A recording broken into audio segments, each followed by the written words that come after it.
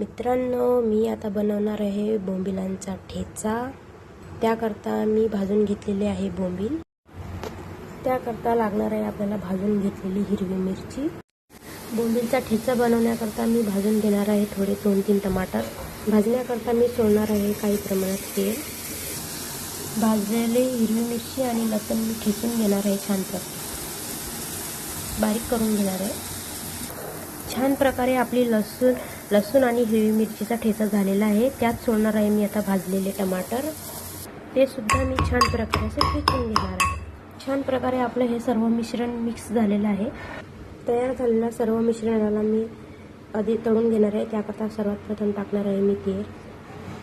तुम्ही बघू शकता छान प्रकारे आपले तेल हे गरम झालेले आहे। त्यात सोडणार आहे मी आता बोंबील। छान प्रकारे मिक्स करून घ्यायचं। मिक्स करून घेतलेला मिरचीचा आणि लसूण आणि टमाटरचा ठेचा त्याला असं छान प्रकारे मस्त हलवून घ्यायचं, मिक्स करून घ्यायचं।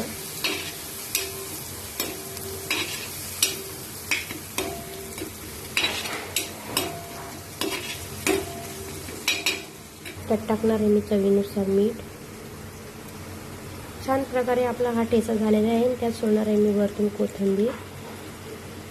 छान प्रकारे आपला हा ठेचा झालेला आहे। त्यासोबत मी खाणार आहे कणण्याची भाकर सुद्धा तयार झालेली। ठेचा एकदम भारी लागतो, तुम्ही सुद्धा करून बघा। धन्यवाद।